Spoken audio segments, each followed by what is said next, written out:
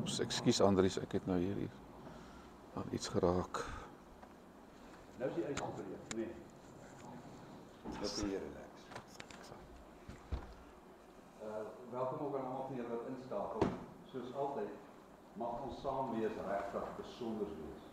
Nie net in ons belewing daarvan, maar regtig in ons verheerliking van die Here, dat ons in aanbidding voor hom kom. Volgende week is die vakansie verby, en ons is weer meer, maar vir nou is dit so spesiaal dat ons saam kan wees. Een van die voordele wat mens het wanneer jy 'n predikant het wat van buite af besoek is, dat mens betyds begin. So 'n brief wat inskakel of dis hoekom ons vandag môre tyd begin. Ons het altyd die intensie om dit te doen, maar ons kom nie altyd daar. Vanoggend is ons fokus spesifiek op Bybelverspreiding. En daarom is Dominee Dawie Oosthuizen van die Bybelgenootskap. Van die Bybelgenootskap, hy is vandag by ons en gaan met ons na die tyd 'n bietjie gesels oor Bybelverspreiding en Bybelgenootskap en hulle werk. Maar dit is ook goed vir ons om vir hom dan te vra, hoorie, maar bring vir ons die woord vanoggend. Dominee Dawie is emeritus van die NG Kerk af, werk nou vir die Bybelgenootskap.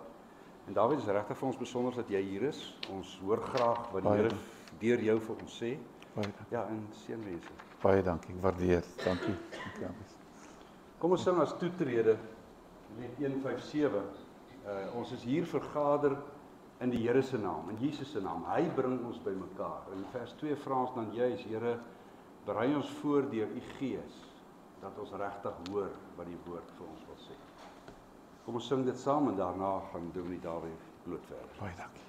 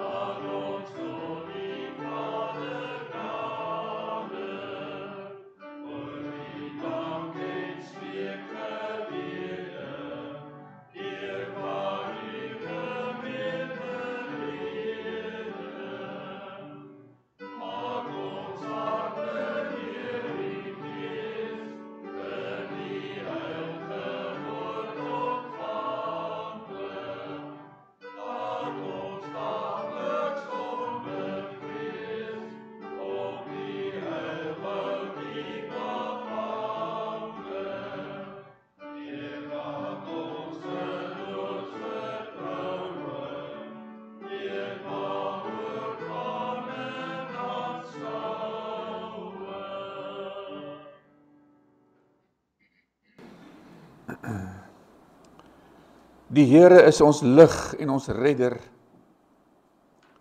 Vir wie sou ons bang wees? Die Here is ons toevlug. Vir wie sou ons vrees? Amen. Broers en susters, die Here groet julle vanoggend met hierdie woorde: genade en vrede vir julle. Dit kom van God ons Vader, Jesus Christus ons Here, en word ryklik vermenigvuldig deur die kragvolle werk van die Heilige Gees. Kom ons beantwoord nou die Here se seën groet deur saam te sing uit lied 255. 255, is ek reg, Heidi? 253. Ja, dan het ek dit myself, ja, goed, is reg. 253, kom ons sing, 253 vers 1 en 2.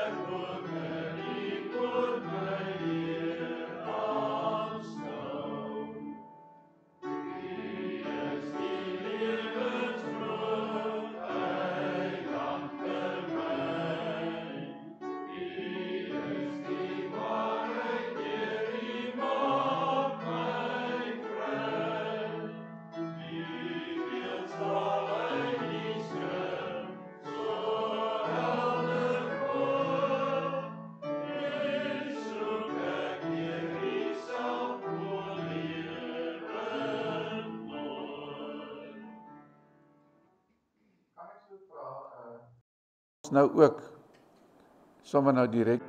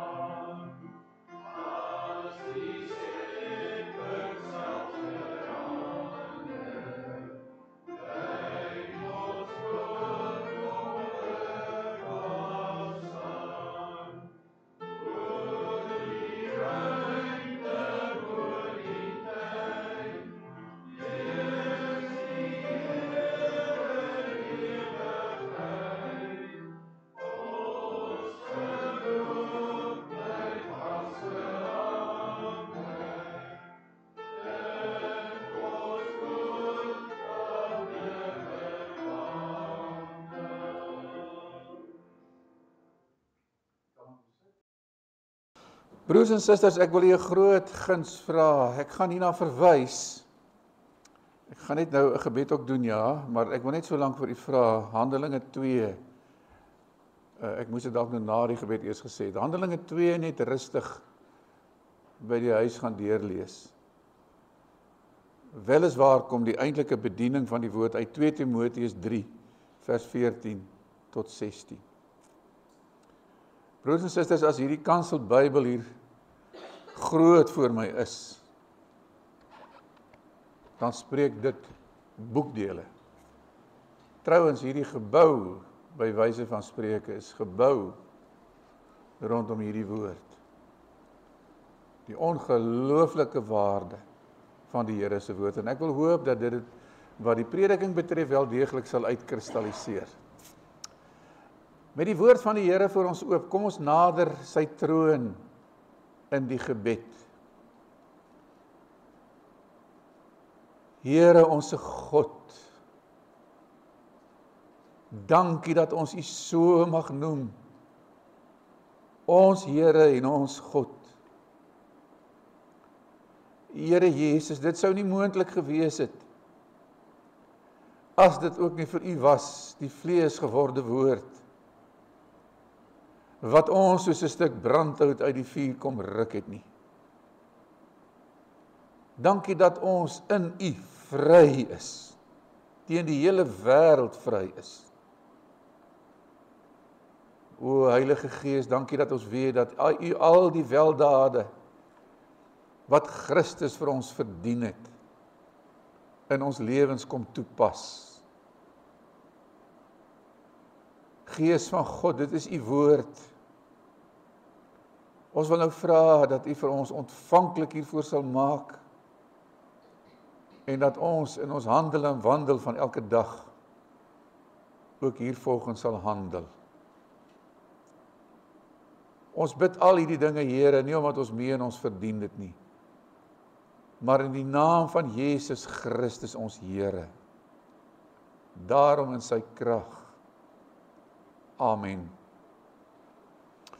Soos wat ek vir u gevra het, broers en susters, bewys jouself die guns vandag nog om Handelinge 2 rustig deur te lees. En dan gaan ons nou lees uit 2 Timoteus 3. As jy wil, kan jy gou daar oopmaak. 2 Timoteus 3. vers 14 tot 16. En as ek nou 'n vers moet uitlig, dan sal dit 2 Timoteus 3 vers 16 wees.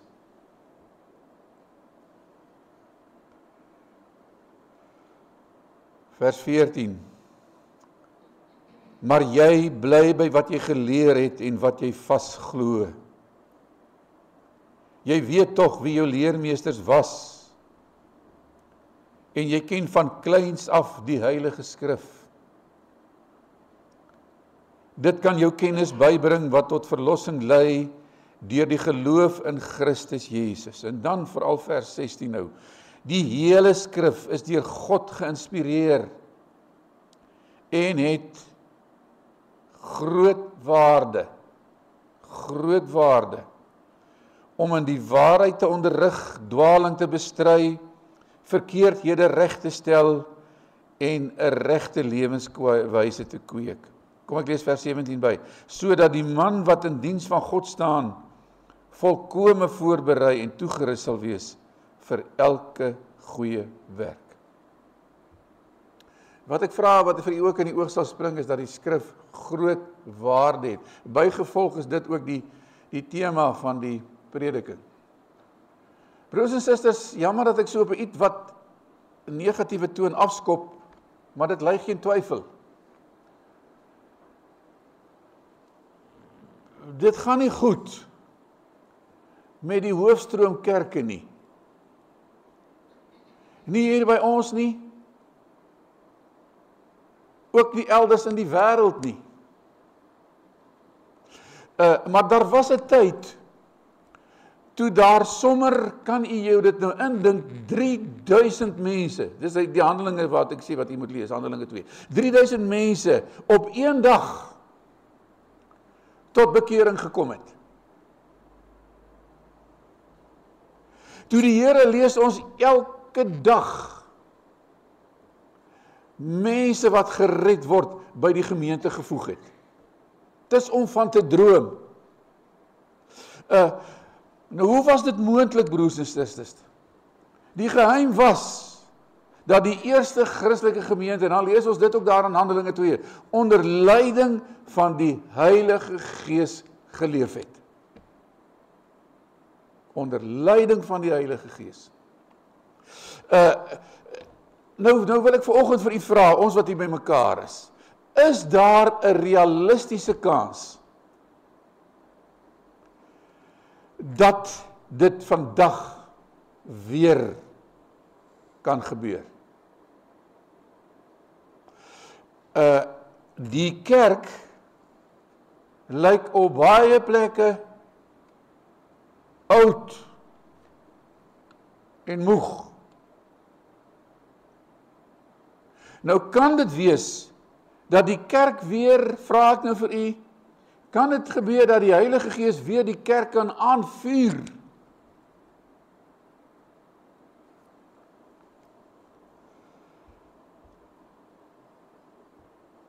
Die boek Handelinge, dit is my beskeie mening, word die Handelinge van die apostels genoem. Ek hou my daarvan oortuig, dit kan goedskiks ook gelei het, die Handelinge van die Heilige Gees. Ons kan dit nie miskyk nie, ons moet tog nie. Die Handelinge van die Heilige Gees, want dit is die Heilige Gees, hierdie heilige wind van God, wat die eerste gemeentes tot stand laat kom het. En hulle wil verder, hierdie heilige wind van God, verder in die wêreld ingewaai het. Ek wil vanoggend u graag wys op wat Paulus, vir die jong Timoteus, kom ons sê maar, hierdie jong proponentjie dan as jy wil, of hierdie jong dominetjie, 'n brief geskryf het. Ons het daaruit gelees. Want in daardie tyd was 'n bepaalde dwaling, soos wat ons dit in ons dag ook maar op ander maniere, met ander name kry, was daar 'n bepaalde dwaling, 'n algehele, en dit klink redelik bekend, ongodsdienstigheid aan die orde van die dag. Kerk, losheid. Oordeel self hoe daarna is. En dan lees ons in vers 16, die hele skrif is deur God geïnspireer, en dan het ek dit hier in vetletters gedruk, en het groot waarde. Ons kan dit nie miskyk nie. Het groot waarde om in die waarheid te onderrig, dwalinge te bestry, verkeerdhede reg te stel, en 'n regte lewenswyse te kweek, sodat die man en natuurlik vrou, wat in diens van God staan, volkome voorberei en toegerus sal wees vir elke goeie werk. Groot waarde, hierdie boek, van alle boeke. Kyk weer na vers 16, broers en susters. Groot waarde. Om alles wat skeef getrek is, weer haks te kry. Nou, ek wil dadelik vir u sê, ek kom nou nie vanoggend hier om allerhande wonderlike dinge vir u te kom sê nie. Met nuwe insigte, met opspraakwekkende nuwe gedagtes nie. Ek bring in afhanklikheid van die Here vir u, hoe die ou Halleluja lied gesê, bring my die ou tyding, die tyding van God se heil. Ek bring vir u vanoggend die ou tyding, wat altyd kraakvars nuut bly. Groot woord, relevant is, toepaslik vir ons tyd. Ons beleef in ons dag tye van verwarring, tye van groot sosiale aanpassings, dit laat 'n mens agteruitstyer, daarvan, onder lidmate, getalle verminder, die bywoning van eredienste neem af, hoe sê die Engelssprekers, back to the basics. Na die wortels van ons bestaan, van die kerk se bestaan, na die woord van die Here. So eenvoudig soos dit, maar broers en susters ook so moeilik. Want daar is baie stemme, baie interessante, flamboyante planne, baie planne, wat die kerk maak. Ek het daarom ook 'n stuk geskiedenis agter my, van oor die 30, 40, ek het daarom ook 'n stuk geskiedenis agter my, van oor die 30, 40 jaar.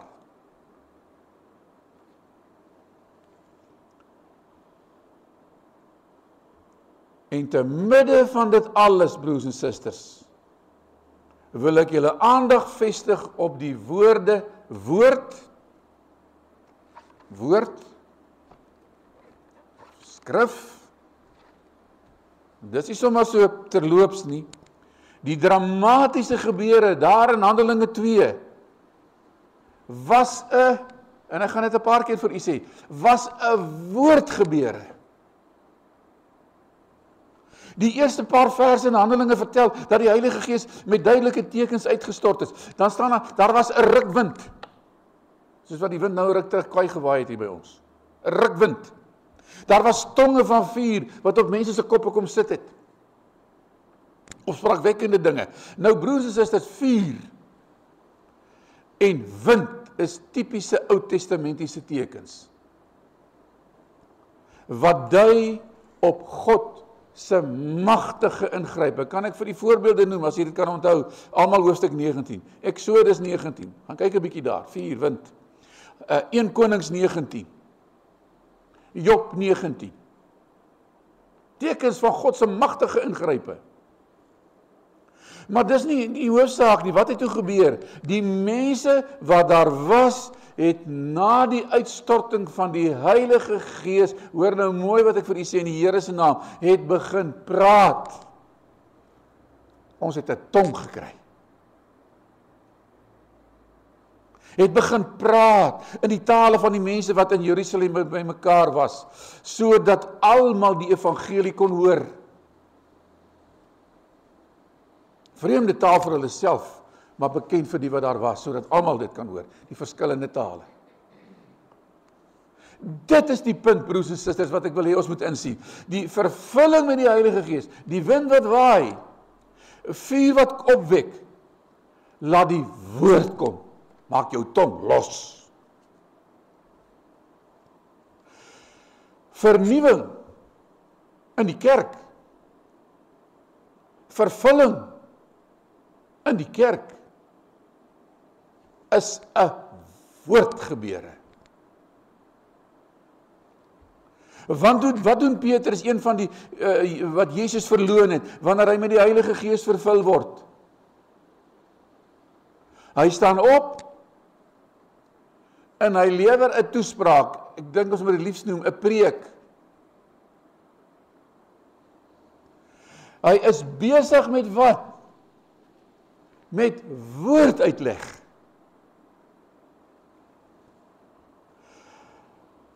Dit was 'n woordgebeure. Ek wil hierdie spyker mooi instaan en vir die omklink ook. Wat was die eerste reaksie van die eerste bekeerdes? Wat het hulle geroer? Wat het hulle beweeg? Ons lees in Handelinge 2 vers 41, by die aanhoor van hierdie woorde is die mense, God se woorde, diep getref. Soveel so dat hulle vra, maar wat kan ons dan doen om gered te word? En wat gebeur as hulle Petrus se woorde aanneem? Ek het dit net vir u genoem, hulle word gedoop en omtrent 3000 mense sluit daardie dag by die kerk aan. Ek vra vir u weer, waarom kan dit nie weer gebeur nie? Dis dieselfde Heilige Gees.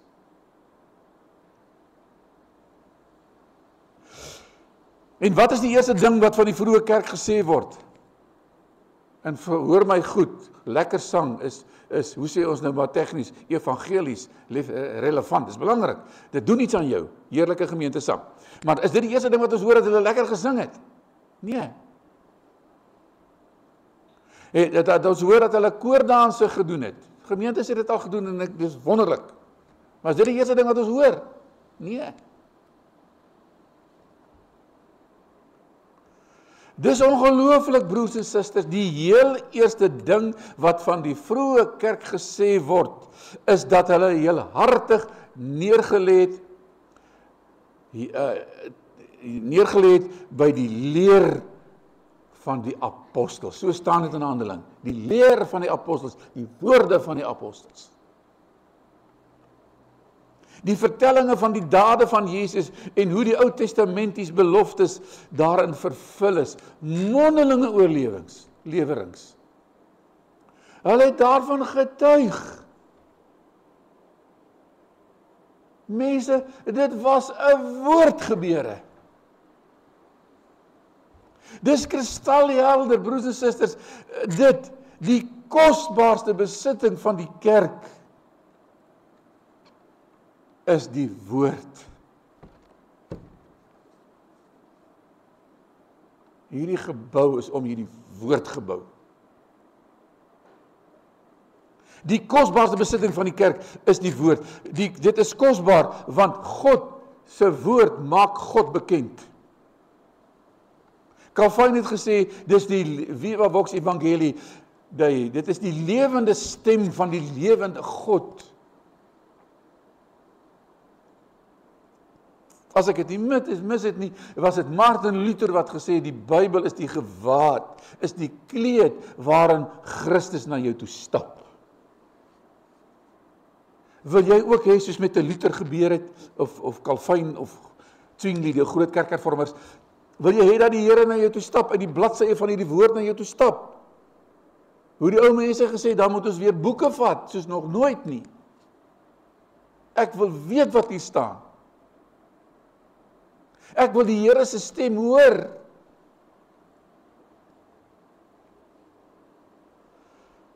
Dit is al wat die vroeë Christene gehad het, dink 'n bietjie saam met my daaroor.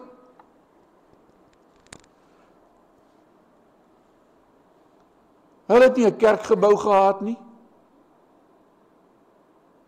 Hulle het nie 'n orgelis gehad nie. Hulle het nie 'n skriba gehad nie. Hulle het nie 'n saak gelastigde gehad nie. Hulle het nie 'n opgeleide predikant of pastoor gehad nie. Net 'n paar ongeleerde apostels. Hulle het van huis tot huis geloop en die woord van Jesus Christus verkondig. Dis wat hulle gedoen het. Hulle het niks gehad nie, net die woorde van Jesus. En so, broers en susters, was dit nog altyd.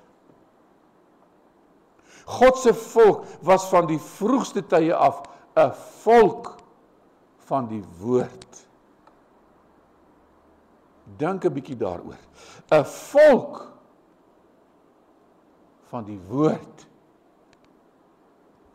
Dit is die punt wat ek hoop u vanoggend hier insien. In 'n tyd van verwarring. En hoe goed ken ons dit nie? Tyd van verwarring, vrae oor identiteit.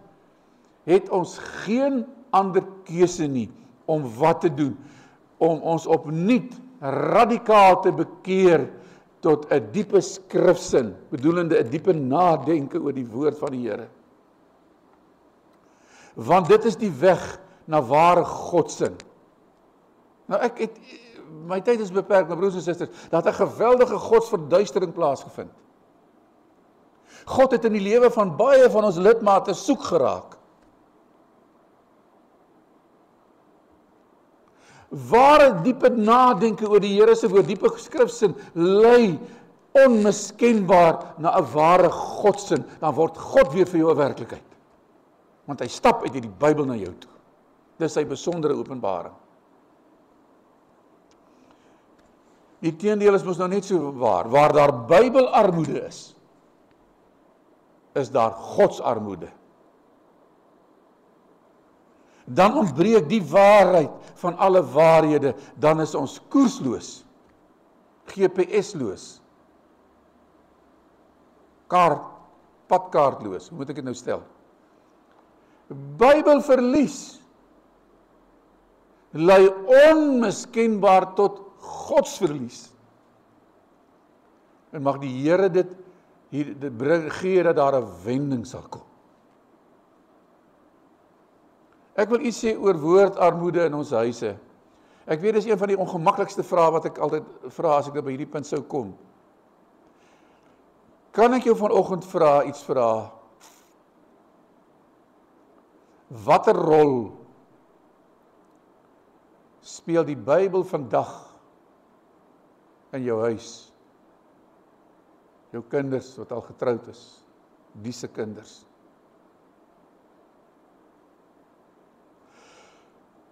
Want ons huise is die eerste plek waar die woord moet wees.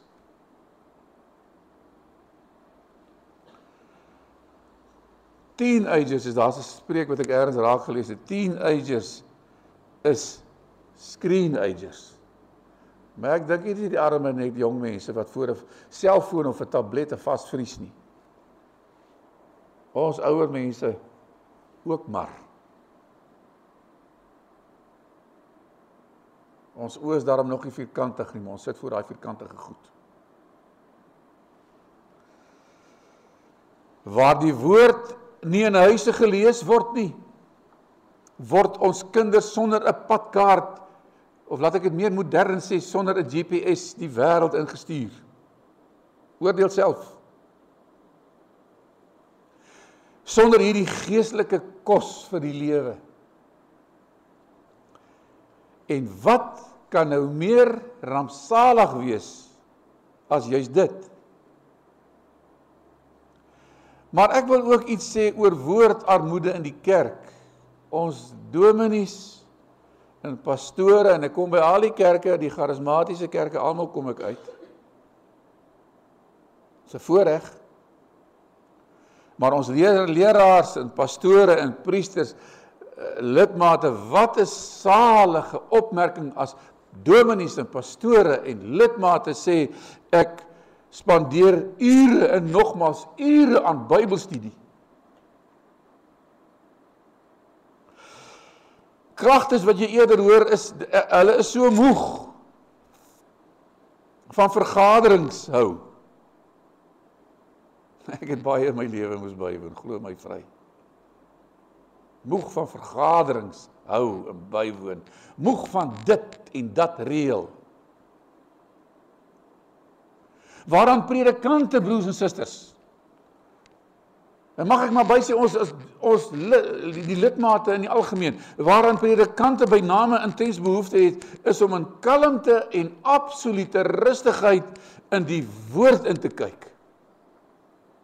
En enige dominee wat moeite daarmee doen, sal vir jou iets tot die effek sê, dis soos as jy diepsee duiker is, hoe dieper jy duik, hoe mooier word daai riwe.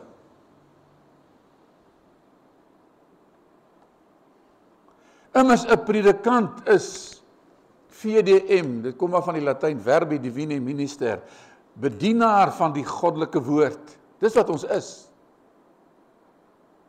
Daar's 'n mooi boekrak van 'n boek op my rak daar van professor Jonker.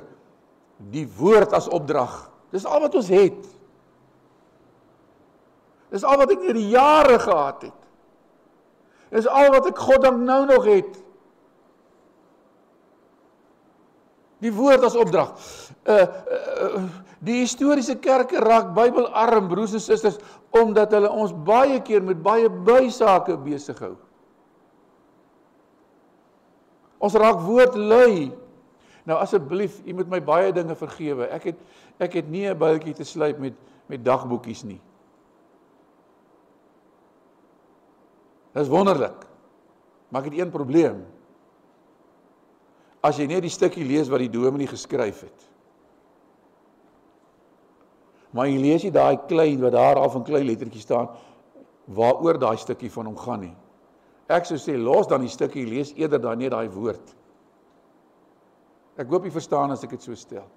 Die belangrikheid is om self die Bybel te vat en dit te lees. Daar het 'n intellektuele luiheid by ons pos gevat.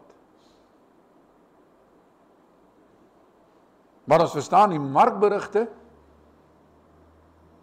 en ons verstaan die vleispryse. Ek is maar self grawe ook maar my graf met my vleistanne. Lamsvleis wat so duur is. Ons ken al hierdie goed. En ons ken ons polisse. En ons ken ons werkkontrakte. En ons het selfs dalk ietsie te sê oor die nuutste teologie. Maar ek sien min moeite, ek sien min vasbyt, ek hoor min mense wat sê, ek wil weet wat in die Bybel staan, ek wil die Here se stem hoor, ek wil weet wat in die Bybel staan. Ek wil uitvind wat die woord bedoel. Ek besef, dis nie sommer so 'n gou-gou saak nie, broers en susters, maar dis 1000voudig die moeite werd. Ek maak amper klaar, broers en susters. Dit is ons dilemma. As 'n gelowige of 'n kerk woordarm raak, verloor hy naderhand die vermoë om met God en sy woord om te gaan. Dan is die lus om dit te doen daarmee heen. Omdat jy eenvoudig nie die smaak of die lus of die sinnigheid meer vir die woord het nie.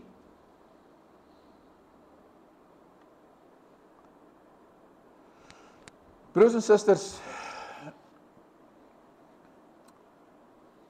ek is doodsbenoud.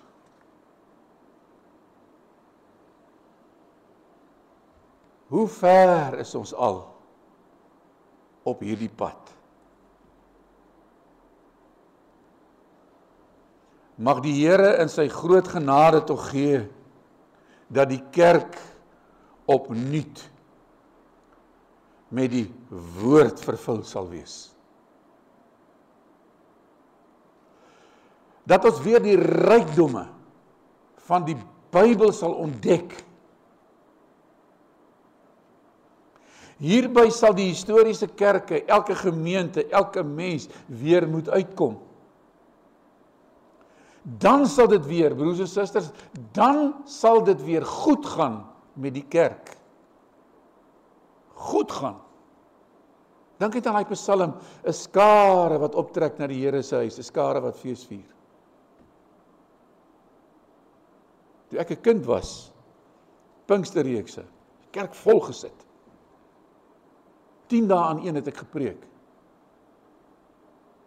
Deesdae, so 3 aande. Ek praat nou namens die NG Kerk.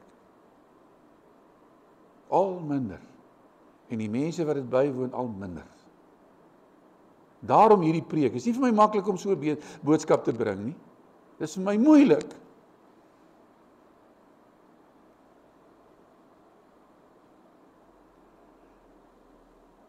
As daar weer 'n diepe nadenke oor die woord van die Here kom, sal daar weer dinge gebeur in die kerk. Kan ek afsluit met 'n visioen wat ek daar in Sagaria raak gelees het? In die tyd toe die noordelike ryk van Israel op sy knieë gestaan het. Maar nou mooi dink, koppel dit aan ons tyd ook. Toe die noordelike ryk van Israel op sy knieë gestaan het, spreek Sagaria 'n profesie uit. Wil jy dit, as jy dit kan onthou, Sagaria 8 vers 20 tot 22. Sagaria 8, 20 tot 22. Min of meer dit staan daar. Kyk, daar was nie veel hoop vir hulle nie. In die jaar 722 voor Christus sou die Assiriese magte Samaria, hulle hoofstad, platloop. En die noordelike ryk sou uit die geskiedenis verdwyn. Voor dit sou gebeur, kom Sagaria met hierdie ongelooflike visie. Sagaria sien voor sy geestesoog hoe 10 mense, kyk hier wys ek 10 vingers, 10 mense, net 10,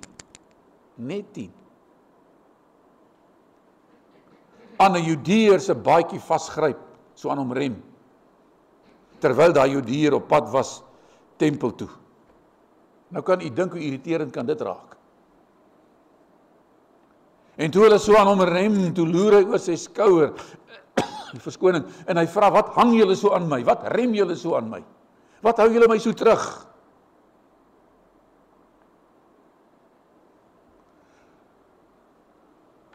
Toe kom die antwoord.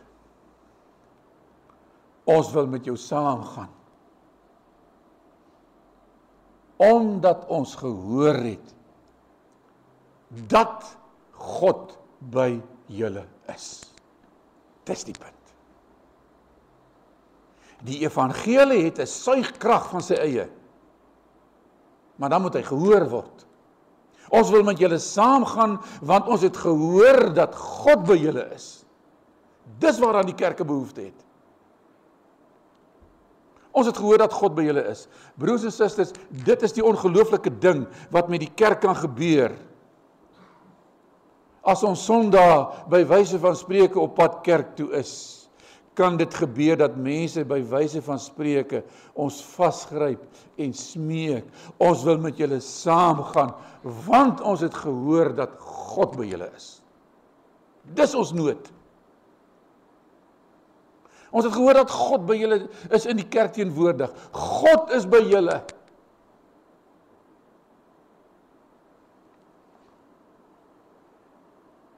Die woord van God, broers en susters, die helder leer van die apostels, is werklik in die midde van die kerk teenwoordig. Die grootste aantrekkingskrag van die kerk. Ons kan allerhande triks probeer. Ons kan op synodale vlak, hoe noem julle dit hier so in die hervormde kerk ook? Julle groot kerkvergadering? Oral, ons kan baie planne maak.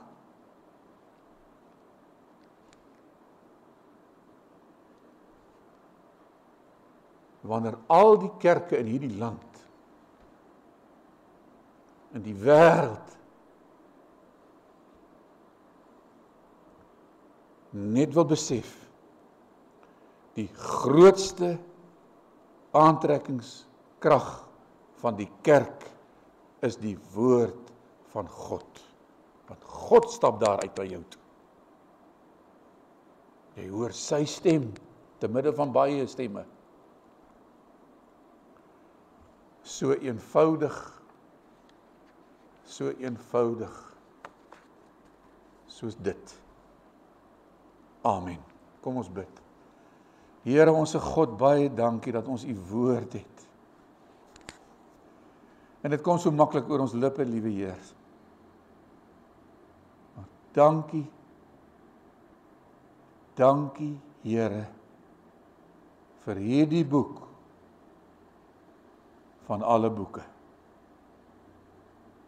Gee dat ons dit weer met 'n nuwe ywer sal lees, met verwagting sal lees, met die versigtiging, Here, ek wil U hoor, U stem. Here, ek wil U met my geloofsoë aanskou. Ek wil U ervaar, Here, as 'n heerlike werklikheid. Here, seën vir Gerard, Dominee Gerard, seën hierdie gemeente. Hou hulle styf vas, Here, en lei hulle altyd weer in U waarheid. Ons bid vir die kerk, in die breë sin van die woord, waarvan ons die voorreg het, om 'n lidmaat te kan wees. Ons bid al hierdie dinge in die lieflike naam. Amen. Broers en susters, kom ons sing nou lied. Ja, ekskuus Heidi, dis net die ouderdom wat dit doen. 254 het ek nou aan verby gegaan, maar dis daarom nie 'n doodsonde nie. Kom ons sing nou 258. 258.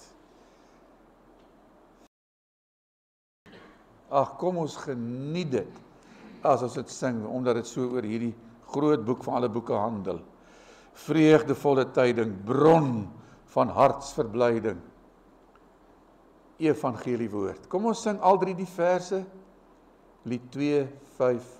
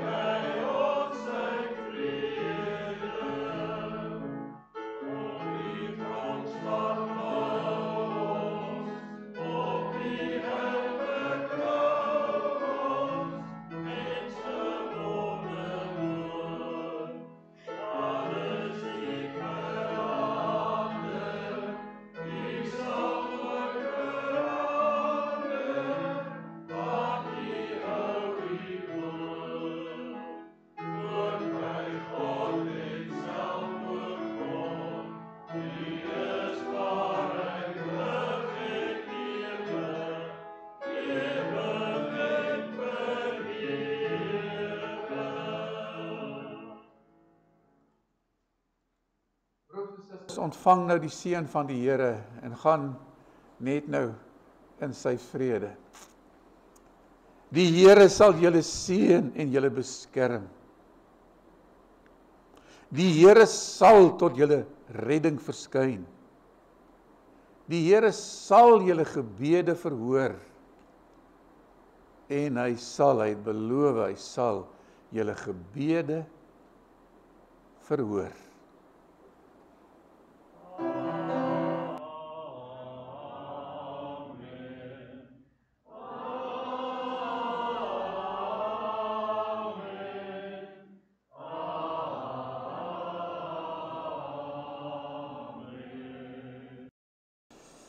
Jy kan maar weer sit. Ek gaan kort wees, ek beloof. Ek gaan daaronder staan dat ek ook lekker op die skerm kan kyk en dan net kortliks vir u meedeel wat ons doen, die Bybelgenootskap.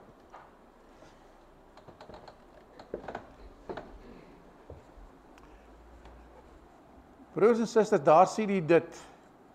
Die Bybelgenootskap van Suid-Afrika, die groot ideaal, dink dan net wetende wat 'n verskil die Here in die mense lewens maak. 'n Bybel in elke hand, Gods woord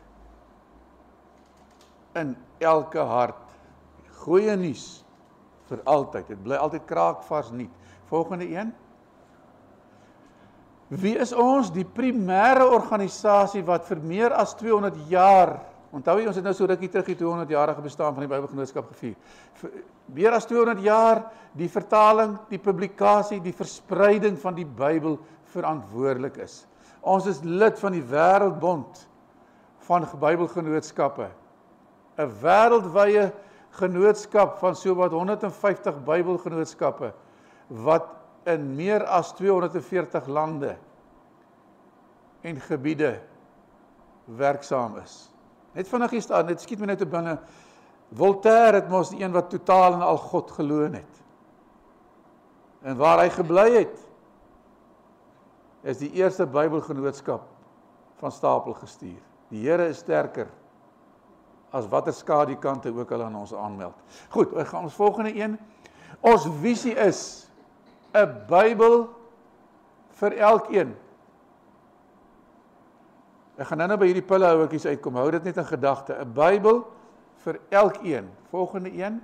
Ons missie is om let wel bekostigbare Bybels vir elkeen in hulle hartstaal en formaat van hulle keuse te verskaf sodat almal, mag die Here dit tog gee, almal die lewegewende boodskap van God se woord kan ervaar. Die geloof het baie met ons emosie te doen, kan ervaar.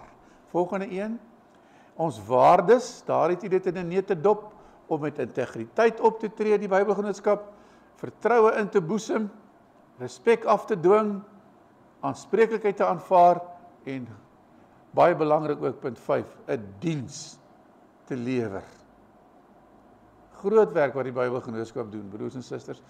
Volgende een, daardie een is vir my van lewensbelang. Hy staan vir my uit, want dit sê alles. Kyk jy daar. Een, ons taak sluit in die vertaling van die Bybel. Weet jy, dit vat omtrent 9 jaar om 'n Bybel te vertaal. Ook in die Afrika tale. Die publikasie van die Bybel.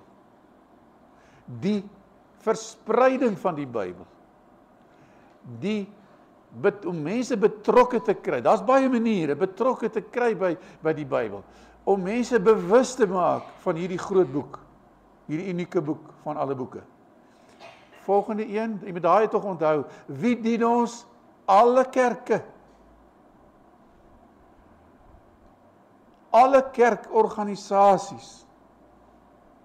Die algemene publiek. Kan ek maar net, dit is my so met nostalgie, weet jy, as ek nou so namens die Bybelgenootskap my genader het om vir hulle te werk, hier aan die Suidkuns gemeentes besoek, Afrikaanse gemeentes.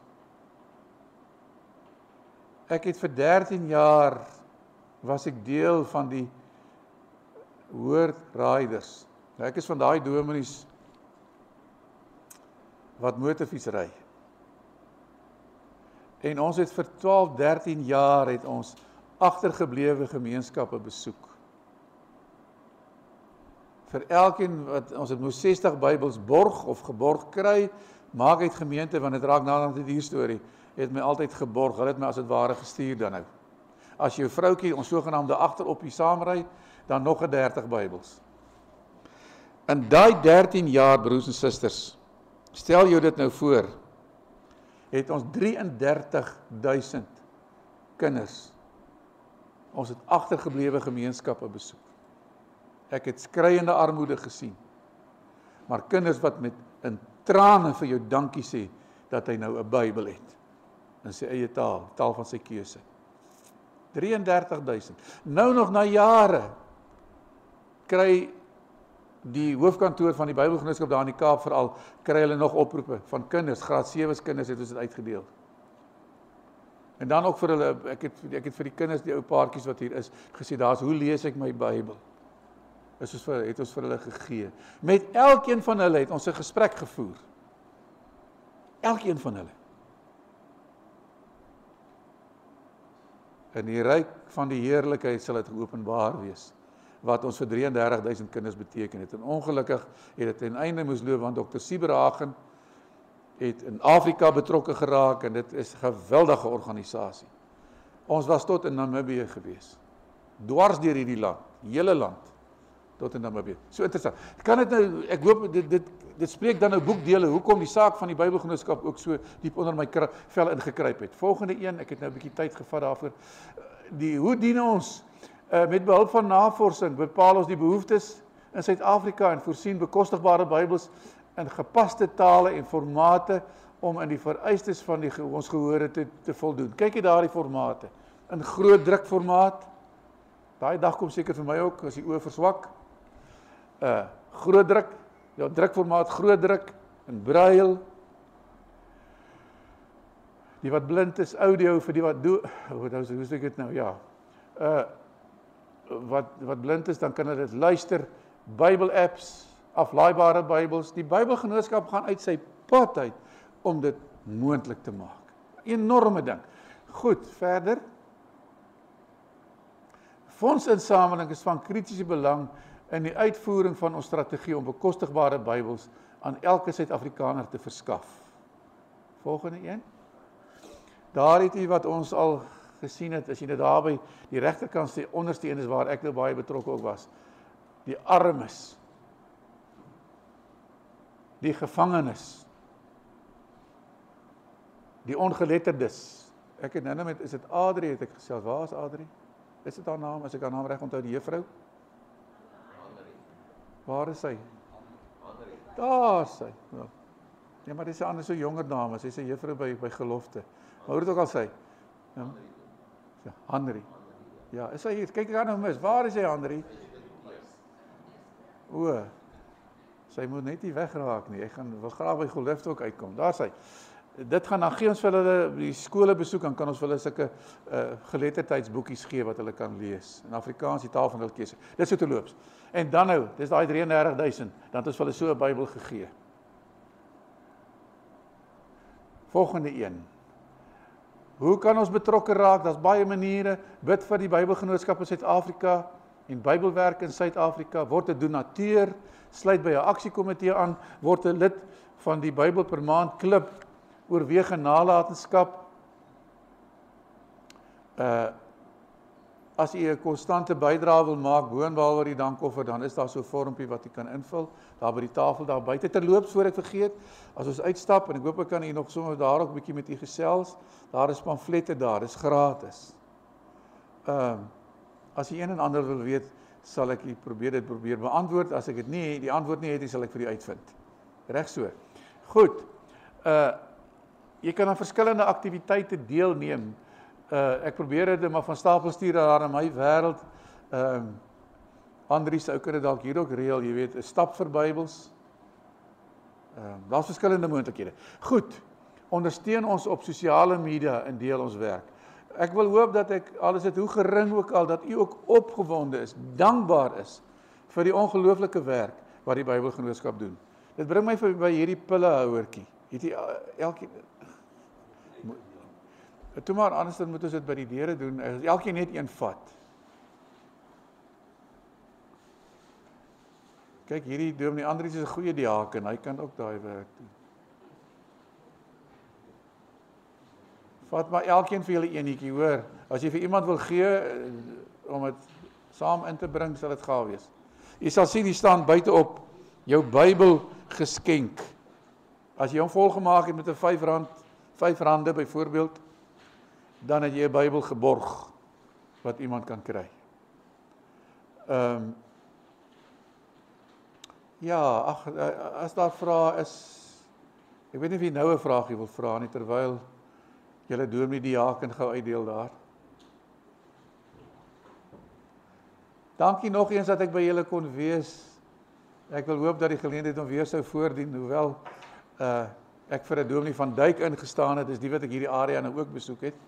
So nie is ek maar daar net aan die suidkus betrokke.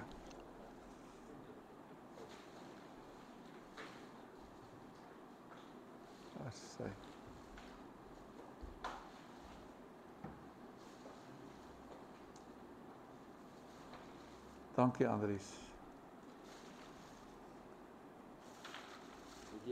Ek het een.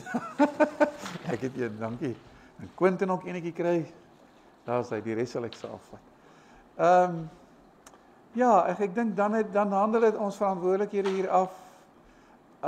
Kyk maar daar is pamfletjies, jy hoef nie te betaal daarvoor nie. Alhoewel ek 'n NG dominee is, jy weet. Nee, ek sê so met tong in die kies. Mag ons lekker kuier daar. En nog eens dankie vir die lekker, wonderlike geleentheid om by hierdie mooi klompie mense van julle uit te kom. Kyk mooi na julleself. Dawie, dankie. Dis hy. Baie dankie. Dankie, dis 'n voorreg. Baie dankie. Ek gaan 'n paar afkondigings met julle deel en dan kan ons net saam voorbereiding doen.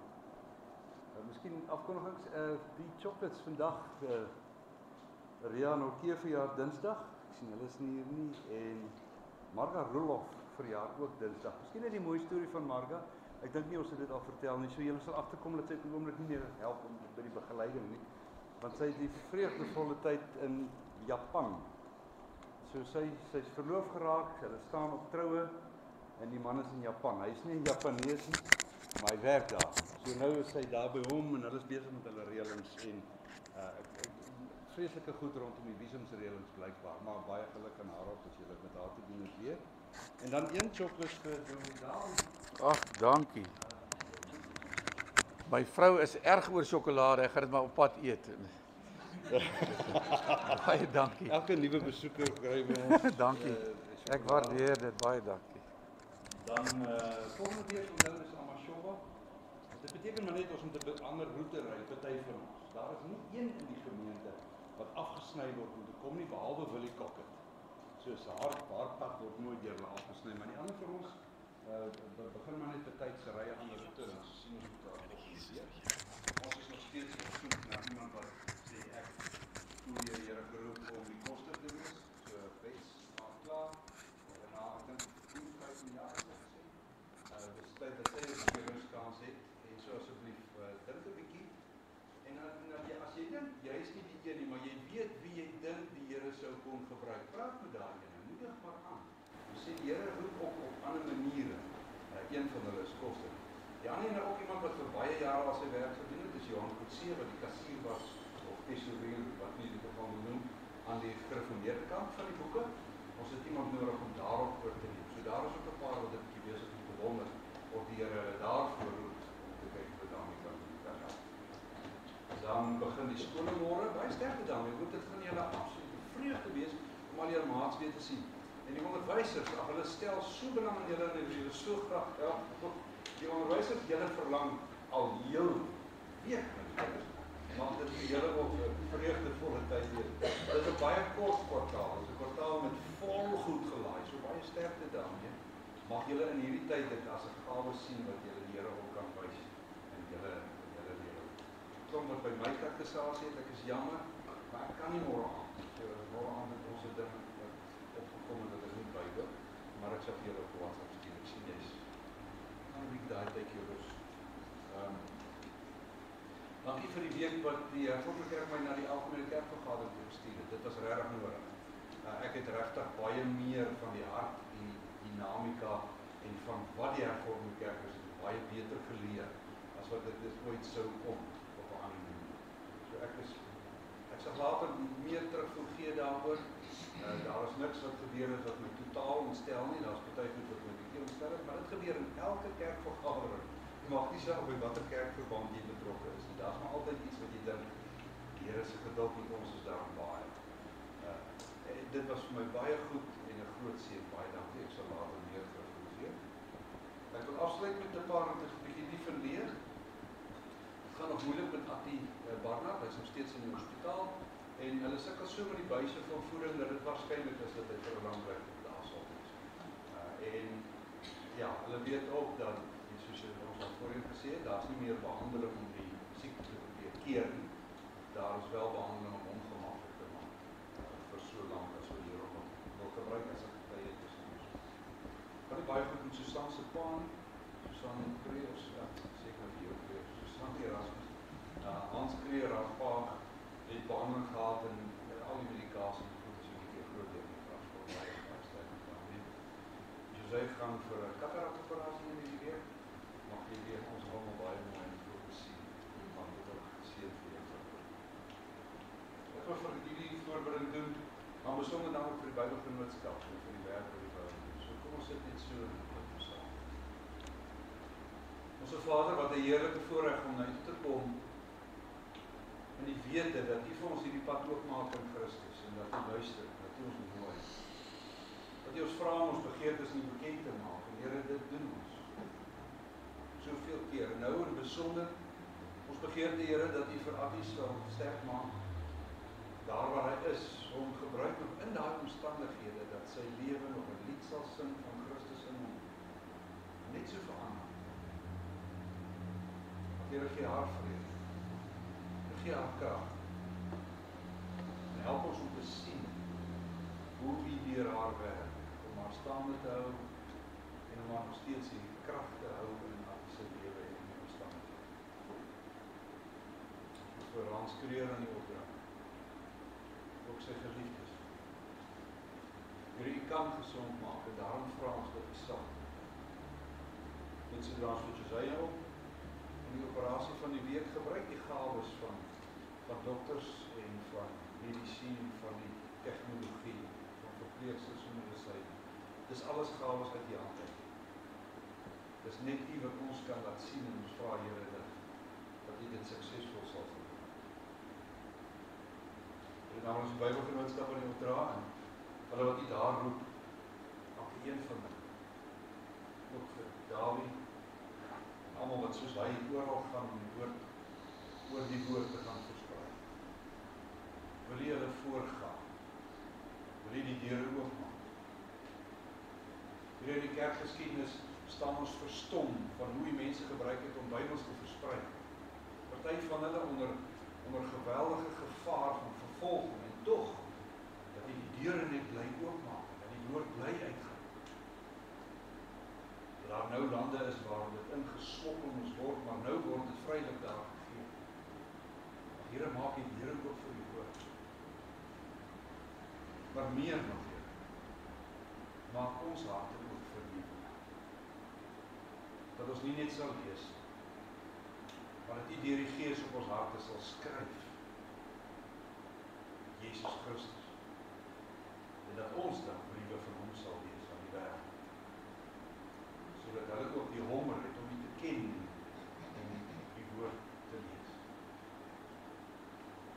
Verheerlik U self deur die lewendmakende woord, Jesus Christus. In ons. Amen. Ons sing vir mekaar die vrede van die Here toe. En dan gaan ons 'n koppie tee koffie saam.